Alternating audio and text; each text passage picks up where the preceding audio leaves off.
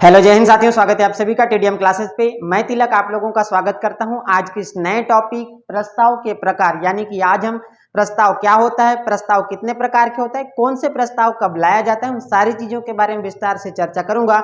आज की क्लास को अटेंड करने के बाद आप बोलेंगे कि सर मजा आ गया, प्रस्ताव को पढ़ने के बाद हमको प्रस्ताव से संबंधित वो सारे कॉन्सेप्ट क्लियर हो गया, आप लोग खुद बोलेंगे। तो इससे पहले आप वीडियो को अधिक से अधिक शेयर कर दीजिए, चैनल पर नए हैं तो चैनल को सब्सक्राइब कीजिए, बेल आइकन को प्रेस कर दीजिए ताकि आने वाले नए नए वीडियो की नोटिफिकेशन आप तक पहुंचते रहे। चलिए शुरुआत करते हैं आज की इस क्लास को। प्रस्ताव, कल मैं आप लोगों को जब पढ़ा रहा था तो बताया था कि प्रस्ताव जो है 6 प्रकार के होते हैं।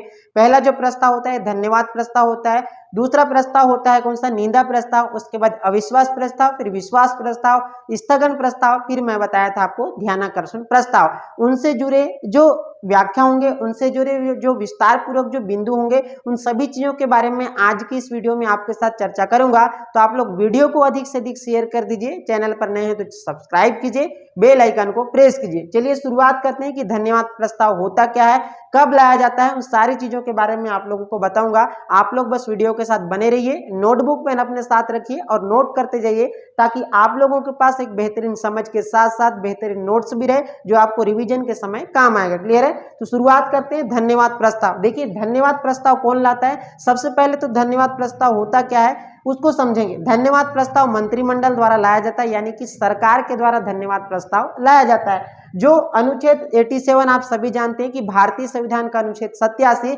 राष्ट्रपति के विशेष अभिभाषण से संबंधित है। और राष्ट्रपति विशेष अभिभाषण कितने बार देता है? 2 बार देता है। पहली बार जब नए लोकसभा का गठन होता है तब राष्ट्रपति विशेष अभिभाषण देता है, और प्रत्येक वर्ष लोकसभा के प्रथम बैठक पर, यानी कि वर्ष में 2 बार क्या होता है, विशेष अभिभाषण होता है। तो विशेष अभिभाषण वर्ष में 2 बार होता है, नए लोकसभा के गठन पर होता है फर्स्ट बार, और दूसरी बार होता है प्रत्येक वर्ष लोकसभा के प्रथम बैठक पर। उसके बाद विशेष अभिभाषण समाप्त होने पर मंत्रिमंडल द्वारा धन्यवाद प्रस्ताव लाया जाता है। यानी कि धन्यवाद प्रस्ताव क्या होता है, सीधी सी बात है कि वो एक प्रकार का ऐसा प्रस्ताव होता है जिसमें सरकार के कार्यों का उल्लेख रहता है कि सरकार जो है आने वाले 100 दिनों में क्या काम करेगी, और मतलब पिछले 100 दिनों में सरकार ने क्या काम की उनके बारे में जो है उसमें लिखा हुआ रहता है, और उसको राष्ट्रपति जी जो क्या करते हैं एज इट इज पढ़ते हैं। अब देखो जब वो किसके द्वारा तैयार किया जा रहता है विशेष अभिभाषण, जो विशेष अभिभाषण में जो बोलते हैं जो प्रस्ताव है वो मंत्रिमंडल यानी कि सरकार के द्वारा ही क्या किया बनाया हुआ रहता है,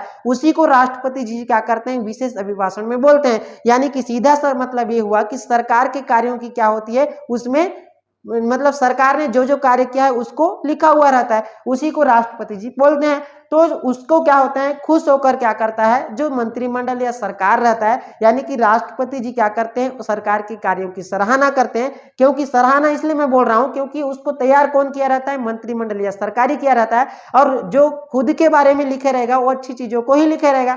तो मंत्रिमंडल के द्वारा तैयार किया गया जो प्रस्ताव रहता है उसको राष्ट्रपति जी क्या करते हैं विशेष अभिभाषण में बोलते हैं। इसीलिए क्या करते हैं, जैसे ही विशेष अभिभाषण समाप्त होता है तो मंत्रिमंडल या सरकार के द्वारा धन्यवाद प्रस्ताव राष्ट्रपति के लिए लाया जाता है। तो लोकसभा या राज्यसभा किसी भी सदन में जो है धन्यवाद प्रस्ताव लाया जाता है। क्लियर है? तो ये तो था धन्यवाद प्रस्ताव लाता कौन है, मंत्रिमंडल लाता है। कब लाते हैं, जब लोकसभा का प्रथम बैठक होता है, उसके बाद प्रत्येक वर्ष लोकसभा के प्रथम बैठक या फिर नई लोकसभा के गठन पर। ये हो गया धन्यवाद प्रस्ताव। दूसरी चीज है निंदा प्रस्ताव। अब निंदा प्रस्ताव क्या होता है, निंदा प्रस्ताव कौन लाता है, सबसे पहले तो विपक्ष लाएगा। और कहां पर लाता है, निंदा प्रस्ताव जो है केवल और केवल लोकसभा में लाया जाता है। ये चीजें आप लोगों को ध्यान रखना है कि निंदा प्रस्ताव कहां पर लाया जाता है, निंदा प्रस्ताव जो है केवल और केवल लोकसभा में लाया जाता है। 50 सदस्यों का समर्थन चाहिए निंदा प्रस्ताव लाने के लिए, 50 सदस्यों का समर्थन चाहिए। और निंदा प्रस्ताव पारित होने पर क्या होगा, निंदा प्रस्ताव पारित होने पर सरकार को या मंत्रिमंडल को इस्तीफा देने की आवश्यकता नहीं है। पहला हो गया धन्यवाद प्रस्ताव, दूसरा हो गया निंदा प्रस्ताव। निंदा प्रस्ताव लाता कौन है, विपक्ष लाता है, और धन्यवाद प्रस्ताव कौन लाता है, सरकार यानी कि जो पक्ष में रहता है, सत्ता में रहता है, वो लाता है। क्लियर है? तो निंदा प्रस्ताव लाने के लिए 50 सदस्यों का समर्थन चाहिए और निंदा प्रस्ताव पारित होने पर सरकार या मंत्रिमंडल को इस्तीफा देने की आवश्यकता नहीं है। उसके बाद निंदा प्रस्ताव के बाद लाया जाता है अविश्वास प्रस्ताव। देखो, निंदा प्रस्ताव पारित होने पर अविश्वास प्रस्ताव लाया जाता है। अब निंदा प्रस्ताव पारित होने पर लगता है कि सरकार जो है बहुमत में नहीं है, इसलिए निंदा प्रस्ताव पारित हो गया है। इसीलिए क्या करता है, विपक्ष जो है क्या लाता है, अविश्वास प्रस्ताव लाता है। लाता कौन है? विपक्ष लाएगा। क्या उद्देश्य क्या है? सरकार को गिराना, यानी कि सरकार को गिराना। और देखो, विपक्ष लाएगा तो कहां पर लाएगा? लोकसभा में लाएगा। लोकसभा में इसलिए लाएगा क्योंकि लोकसभा में क्या होती है, सरकार बैठती है। क्लियर है? कहां पर लाया जाएगा? लोकसभा में लाया जाता है। कौन सा प्रस्ताव? अविश्वास प्रस्ताव। लाता कौन है? विपक्ष लाता है। कब लाता है? जब निंदा प्रस्ताव पारित होता है तब क्या लाता है? अविश्वास प्रस्ताव लाया जाता है। अब पारित होने के लिए जो है 2/3 बहुमत चाहिए। कितना बहुमत चाहिए? 2/3 बहुमत चाहिए पारित होने के लिए। और निंदा अविश्वास प्रस्ताव पारित होने पर संपूर्ण मंत्रिमंडल को इस्तीफा देना पड़ता है। क्या है? ध्यान रखने वाली बातें है कि निंदा प्रस्ताव पारित होने पर तो संपूर्ण मंत्रिमंडल या सरकार को इस्तीफा देने की आवश्यकता नहीं है, लेकिन यदि अविश्वास प्रस्ताव पारित हो जाता है तो मंत्रिमंडल यानी कि सरकार को, पूरे के पूरे मंत्रिमंडल को इस्तीफा देना पड़ता है। अब देखिए इस्तीफा देना पड़ता है। क्लियर है? उसके बाद देखिए अब क्या होता है, निंदा अविश्वास प्रस्ताव जैसे ही लाएगा तो सरकार के पास क्या रहा है, पक्ष रखने के लिए एक और प्रस्ताव होता है जिसको विश्वास प्रस्ताव, मतलब विश्वास मत हासिल करने के लिए सरकार जो है विश्वास प्रस्ताव लाती है। अब विश्वास प्रस्ताव देखो विश्वास प्रस्ताव लाती है। सबसे पहले मैं बताया धन्यवाद प्रस्ताव। धन्यवाद प्रस्ताव लोकसभा या राज्यसभा कहीं पर भी लाया जा सकता है। निंदा प्रस्ताव लाता विपक्ष है, धन्यवाद प्रस्ताव लाता है पक्ष यानी कि सत्ता यानी कि सरकार लाती है।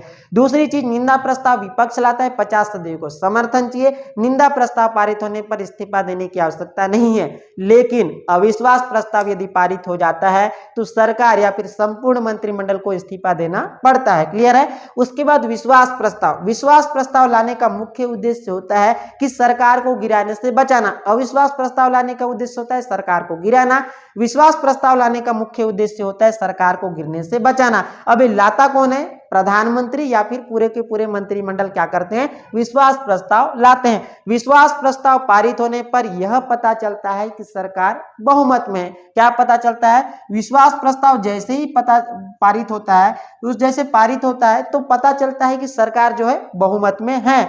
यदि विश्वास प्रस्ताव पारित होने पर विपक्ष आने वाले 6 माह तक क्या होता है, एक बार अगर विश्वास प्रस्ताव लाए और विश्वास प्रस्ताव पारित हो गया तो विश्वास प्रस्ताव पारित होने पर विपक्ष आने वाले 6 माह तक, कितने माह तक?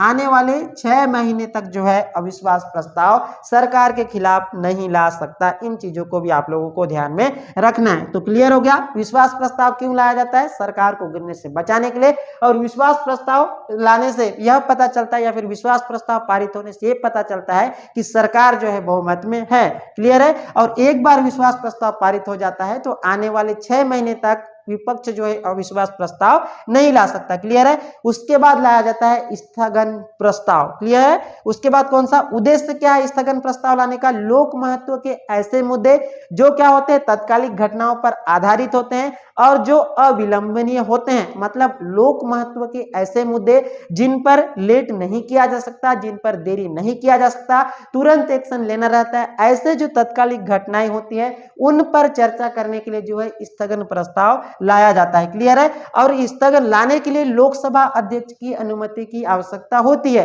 देखिए क्या बोला, लोक महत्व के ऐसे मुद्दे जो कि क्या होते हैं, तत्कालिक घटनाओं पर आधारित होते हैं, जो अविलंबनीय होते हैं, जिन पर लेट नहीं किया जा सकता, तुरंत एक्शन लेना रहता है, ऐसे मुद्दों पर चर्चा करने के लिए लोकसभा अध्यक्ष की अनुमति से स्थगन प्रस्ताव लाया जाता है।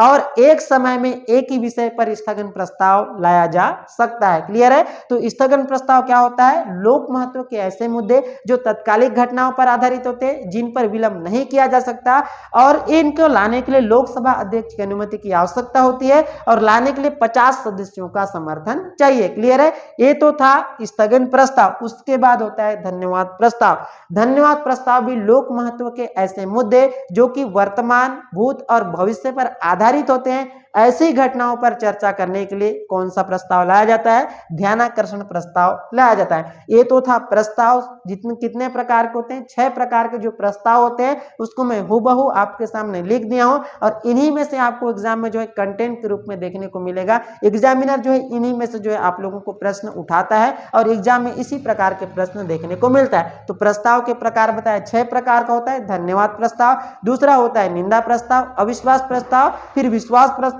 स्थगन प्रस्ताव और ध्यानाकर्षण प्रस्ताव। तो उम्मीद करता हूं कि आज के इस टॉपिक से, आज की इस वीडियो से आप लोगों को जो प्रस्ताव होता है उनसे संबंधित उस सारी चीजों जो आपका जो कॉन्सेप्ट क्लियर नहीं था होगा वो कॉन्सेप्ट आपको क्लियर हो गया होगा और इस वीडियो से आप लोगों को बहुत कुछ सीखने को मिला होगा।